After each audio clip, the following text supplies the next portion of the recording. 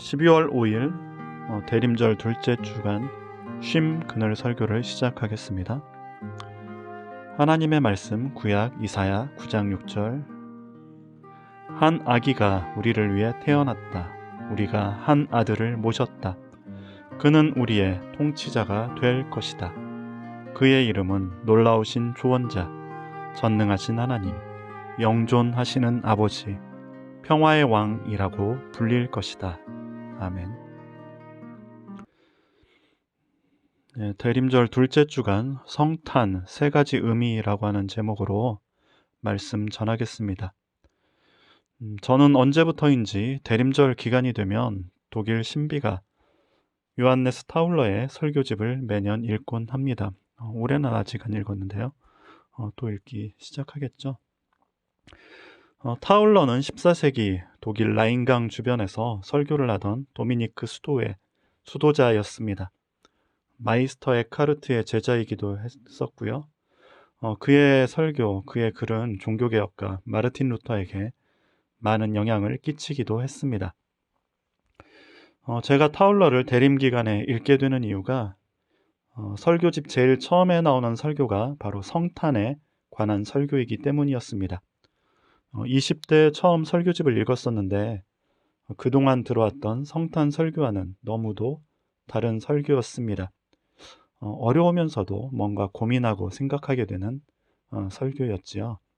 그 설교 말고도 타울러의 다른 설교들도 깊이 있고 오래도록 여운을 전해주는 설교들이었습니다.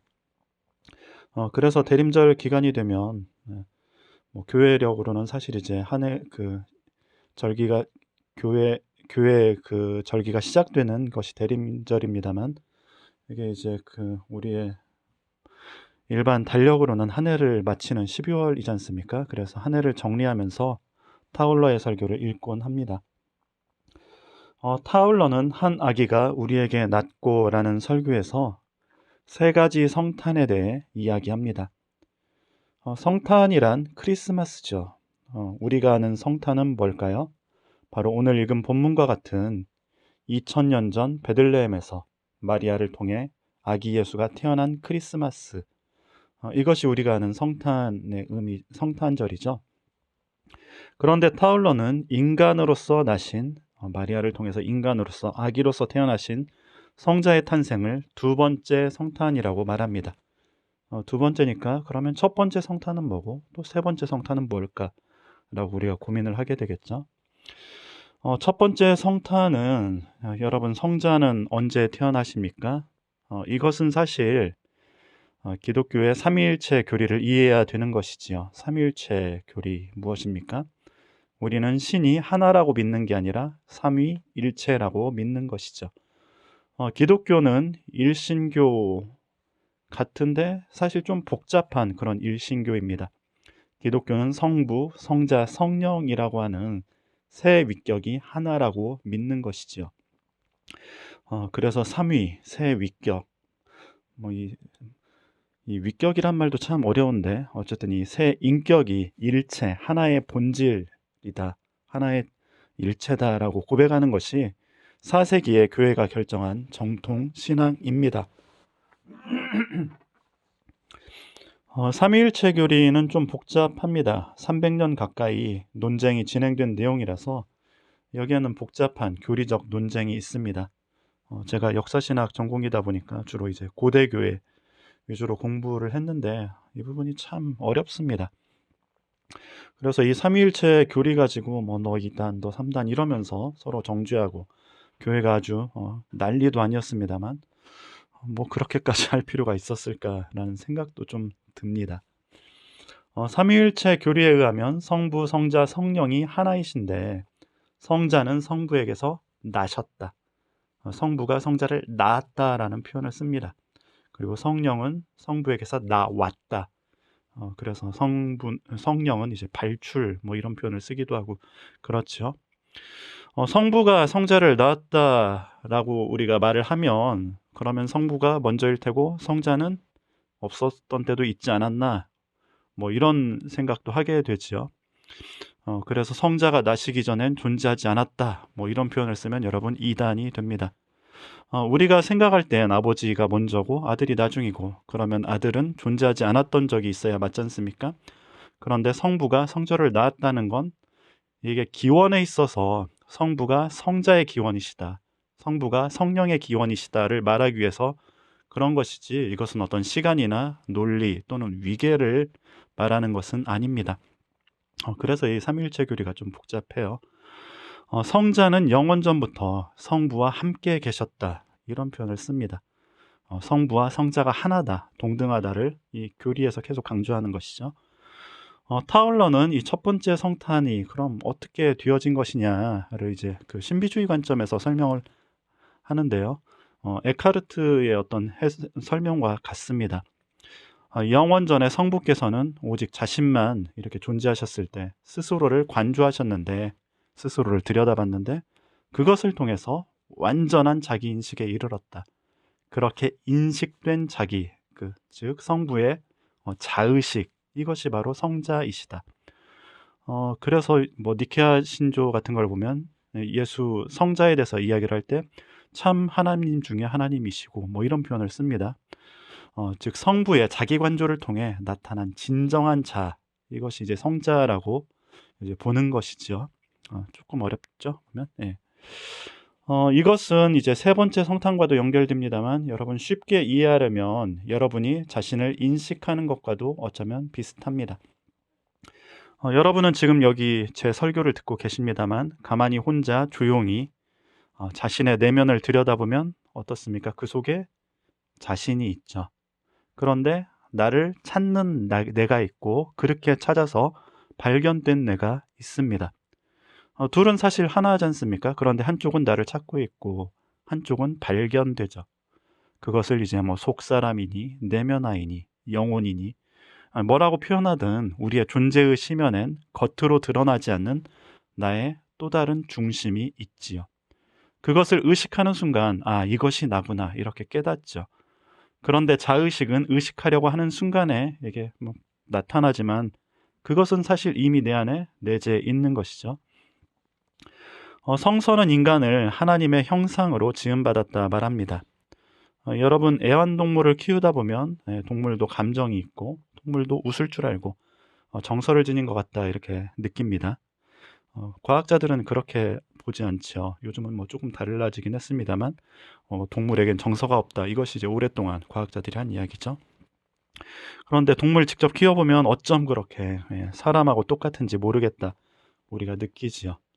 그래서 심지어 우울증에 빠져서 의욕이 없는 그런 개도 있죠. 보면은 싫어하면 자기 싫어하는 줄 알고, 또 좋아해주면 자기 좋아해주는 줄 알지요. 사랑받고 사랑할 줄 압니다. 그런데 세상의 모든 동물 중에서 자기 스스로를 의식하는 동물은 없습니다. 자의식이라고 하는 것만은 유일하게 인간만이 지녔지요. 인간은 내가 누구인지 늘 궁금해합니다. 자기를 알려 애씁니다. 아니, 내가 나지 뭡니까? 그런데 그걸 뭐 머리 싸매며 고민하고 애쓰고 사는 게 인간이지요. 그냥 배고프면 밥 먹고 졸리면 자고 하면서 살면 되는데, 인간은 안 그렇죠. 나에 대해서, 자신에 대해서 궁금해합니다. 그러니 뭐 예전 설교에 제가 언급했던 미야자와 겐지 같은 일본의 시인은 나라고 하는 현상은 뭐 가정된 유기교류전 등 하나의 푸른 조명, 자신에 대해서 이렇게 골치 아픈 시를 쓰는 거죠. 나는 뭐냐, 나라고 하는 이 현상이 뭐냐, 자신에 대해 의심하고 회의합니다. 그러면서 이게 나인가, 이게 나야? 뭐 예전에 김국환 씨인가요? 그분이 부른 노래 중에 그런 거 있지 않습니까? 내가 나를 모르는데 난들 너를 알겠느냐, 이렇게 자신에 대해서 생각을 하는 거죠. 스스로를 궁금해하고, 그런 스스로에 대해서 또 잘 모르겠으면 불안해하고, 우리의 내면이 나뉘어지고, 내 속에서 내가 나와 갈등을 일으키고 불화하는 것은 몸을 이루고 사는 나와 내 속에 무의식의 이 심연 속에 있는 내가 나뉘어진 존재라는 것이죠. 그런데 하나님은 어떻습니까? 성부와 성자가 하나이십니다. 일치를 이룹니다. 자신을 바라보는 성부와 자신 안에 계시는 성자가 같지요. 이런 삼위일체에 대한 설명을 보통 이제 내재적 삼위일체라고 말합니다. 인간의 심리적인 어떤 내면 구조에 비교해서 삼위일체를 설명하는 것이죠. 다른 것이 있다면 인간은 자기 자신과 화해하지 못하고 통합되지 못하고 나뉘고 분리고 갈등 가운데 있지만 하나님은 그렇지 않다는 것입니다. 그래서 이제 삼위일체를 나타내는 그림 가운데 이것도 하나인데 거룩한 춤이다. 디바인 댄스 뭐 이런 표현을 씁니다. 삼위 하나님이 이렇게 서로 손에 손잡고 하나의 원물을 이루는 이런 그림. 이게 이제 셋인데 하나이시다라고 하는 것이죠. 인간에겐 내가 나에게 너무 낯설고 의아합니다. 그런데 하나님은 성부와 성자와 성령께서 온전히 일치를 이루며 하나가 되시는 것이죠. 성부와 성자, 성령의 일치를, 그 복잡하고 어려운 삼위일체를 왜 말하는 겁니까? 인간도 하나님의 형상인데, 하나님, 즉 삼위일체의 형상인데 인간은 이렇게 나뉘고 분리되고 갈등을 이루고 있는 상황이 바른 것이 아니라 뭔가 잘못된 상태이고, 그렇다면 바른 상태가 되려면 삼위일체 하나님처럼 우리도 우리의 겉과 속이, 내면의 상태가 통합되고 하나가 되기 위해서, 그래서 사실 삼위일체 하나님을 말하는 것이죠. 그것이 온전한 형태의 인간, 삼위의 하나님의 형상을 지닌 온전한 형태의 인간이다라고 보는 것이죠. 세 번째 성탄은 그렇기에 인간 안에 매일 매 순간 탄생하는 성자의 이야기입니다. 우리는 예수를 구원자라고 부르지요. 그렇다면 구원자가 우리 안에서 탄생한다라는 것은 우리도 삼위일체 하나님처럼 모든 분열과 갈등을 그치고 우리 속에서 우리 자신과 화해하며 하나가 되도록 그리스도께서는 우리 안에서 탄생한다라는 의미입니다. 여러분, 인간은 뭘까요? 사람은 무엇일까요? 저는 사람을 보면 레미제라블이 떠오릅니다. 빅토르 위그의 소설이죠. 장발장 나오는 이 레미제라블, 무슨 뜻입니까? 이 말 뜻 그대로는, 제목 그대로는 불쌍한 사람들이란 뜻이지요. 인간은 불쌍합니다. 인간은 참 안타깝습니다. 저를 포함해서 그렇습니다. 삶이 힘들어서 안타깝고, 서로 상처를 주고받아서 안타깝고, 때로는 돈이 없어서, 힘이 없어서, 백이 없어서 너무도 쉽게 사그러들어서 안타깝습니다. 인간이라는 존재 자체가 참 가볍고 허망합니다. 쉽게 쓰러지지요. 단단하지 못하고 견고하지 못하며 유약하며 상처 입기 쉽습니다. 아무리 기를 쓰고 애를 쓰고 뭔가를 이루려 하지만 이루기가 어렵지요. 기껏 이루어 놓은들 무너지는 것은 또한 순식간입니다. 제가 인간에 대해서 안타까워하는 것 중에 하나는 우리를 둘러싼 세계 자체가 너무 험악하고 힘겨운데 그 속에서 살아내려고 가진 애를 쓰는 것이 참 안타깝습니다. 그런데 그것만큼 인간으로서 안타까운 것은 무엇이냐면, 내가 나 자신과 자기 자신과 더불어 함께 잘 살아가지 못하는 것이 참 안타깝습니다. 제 마음을 아프게 하는 표현이 있습니다. 사람은 자기라는 감옥에 갇힌 죄수이면서 동시에 간수이다. 이 표현이 참 안타깝죠. 우리는 다 각자가 자기라고 하는 감옥을 지어놓습니다. 그리고 그 감옥에 자신을 가두지요. 죄수 취급하며 가두어 놓습니다. 그러면서 이 갇힌 자기를 고문하고 감시하는 간수 노릇도 내가 하는 것이죠. 제가 중학교 2학년 때 라디오에서 처음 듣는 노래가 흘러나왔습니다. 바람소리 스산하게 불면서 단선율의 피아노 음이 들리면서, 그리고 한없이 슬픈 음색으로 가수가 노래를 하는 거죠. 내 속엔 내가 너무도 많아 당신의 쉴 곳 없네. 시인과 촌장의 가시나무라고 하는 곡이었지요. 중학교 2학년짜리가 그 노래를 넋을 잃고 들었습니다. 한없이 화나고 맑아야 할 중학교 2학년이 대체 이 내 속엔 내가 너무도 많아. 인간의 자기 분열을 애달프게 부른 그 노래 가사에 넋을 잃고 온 마음으로 공감하면서 들었을까요? 나이가 어리든 많든 그것이 인간이 지니는 존재의 슬픔이기 때문에 그렇습니다. 가시나무를 부른 이제 가수 하덕규 씨, 이제 목사님이시죠. 이분은 이 노래가 본인이 회심하고 작곡한 노래라고 말합니다. 내 속엔 내가 너무도 많아서 당신의 쉴 곳 없네.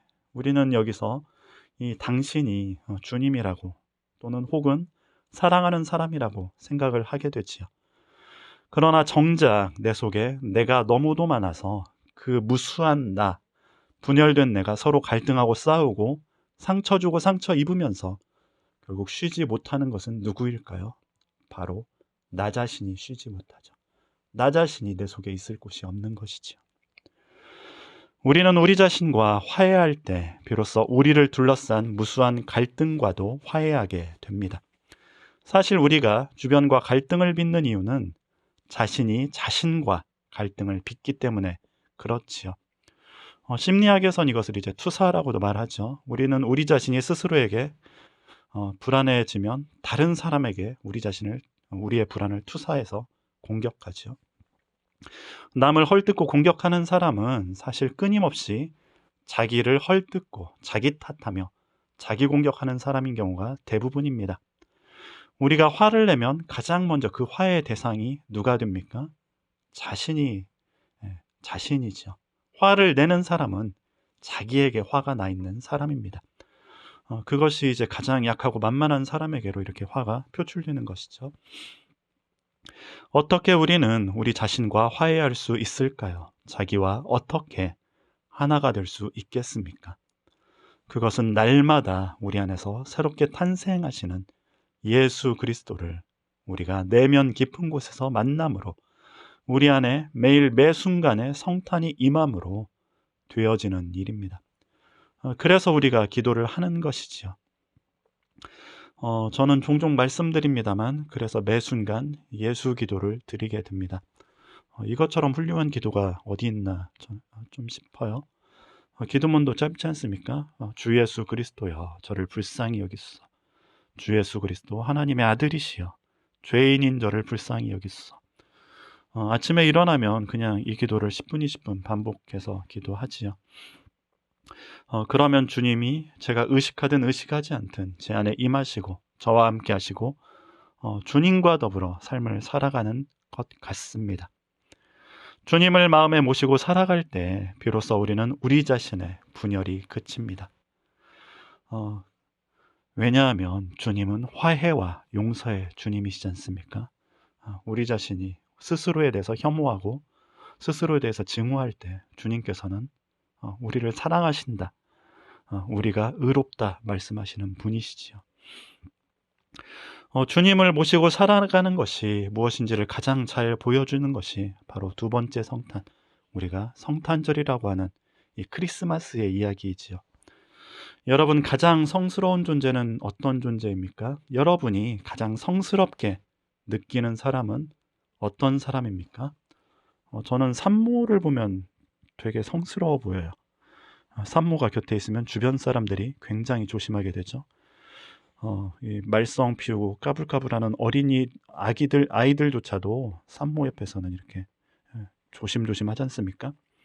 또 산모 스스로도 더욱 더 몸을 조심하고 마음을 단정히 하고 나쁜 것 안 보려고 하고 이 아이를 위해서 자신을 이렇게 뭔가 거룩하고 성스럽게 지키며 살아가려고 애를 쓰지요. 여리고 여린 생명을 품고 생명을 보호하고 생명을 위하는 존재만큼 여러분 성스러운 것이 어디 있을까요? 개신교는 이제 성모 마리아 이러면 뭐 대단히 불편해합니다만 저는 이제 마리아를 묵상해 보면 저것이 참된 믿음의 모범이겠구나 이런 생각을 하게 됩니다. 그래서 집에 이제 이 이콘이 저 집에 또 있는데 블라드미르의 성모라고 하는 테오토코스 이콘이지요. 여러분, 마리아는 어떤 사람입니까? 성서 특별히 이제 누가복음에 많이 나오는데 주님의 말 그대로 주님을 말 그대로 품에 안고 품고 주님과 더불어 살아가고 주님을 낳은 여인이지요. 테오토코스라고 하죠. 믿음이란 주님을 품고 주님과 더불어 주님을 매 순간순간 맞이하면서 살아가는 것이 믿음입니다. 우리가 진정 하나님의 형상으로, 삼위일체의 형상으로 우리 자신의 모든 분열을 그치고 진정한 나 자신이 되기 위해선 마리아처럼 우리 속에 우리도 예수 그리스도를 품고 그리스도와 더불어 매 순간순간을 우리 마음속에 성탄을 맞이하면서 살아야 되는 것이죠. 여러분, 주님은 어디 계십니까? 여러분의 마음 시면 속에 계십니다. 그것은 또한 진정한 여러분 자신이 있는 곳이기도 합니다. 주님과 내가 연합한 자리이지요. 주님은 여러분을 정죄하지 않으시고 상처 주지 않으면서 여러분 안에 평화를 주시는 분이십니다. 그러면서도 주님은 우리에게 참된 정의가 무엇인지 알려주시고 우리로 하여금 사랑과 긍휼과 자비의 열매를 맺게 하시는 분이십니다. 우리가 주님을 모시고 살아갈 때 비로소 우리 자신의 모든 분열을 그치고 자신과 화해하며 살아갈 수 있습니다. 진정한 삼위일체 하나님의 형상을 우리 안에 지니게 되지요. 곧 진정한 나 자신으로 살아갈 수 있게 되는 것입니다. 이제 곧 주님이 이 땅에 오신 성탄절을 맞이하게 됩니다. 감염병의 시대, 살아있음 자체가 고난인 시대의 어둠 속에서 우리의 마음을 밝힐 주님 오심을 기다리면서 여러분 마음속에 매 순간 그리스도가 새롭게 탄생하는 복된 대림의 시기가 되길 기도드립니다. 마침 기도 드리겠습니다. 사랑의 주님, 우리의 분열된 마음속에 임하소서. 나 자신과의 모든 불화와 다툼이 그치고 주님께서 날 사랑하듯 우리의 모난 자신을 받아들이게 하소서. 그리하여 자신을 사랑하듯 이웃 역시 사랑할 줄 아는 주님의 자녀가 되게 하소서. 아멘.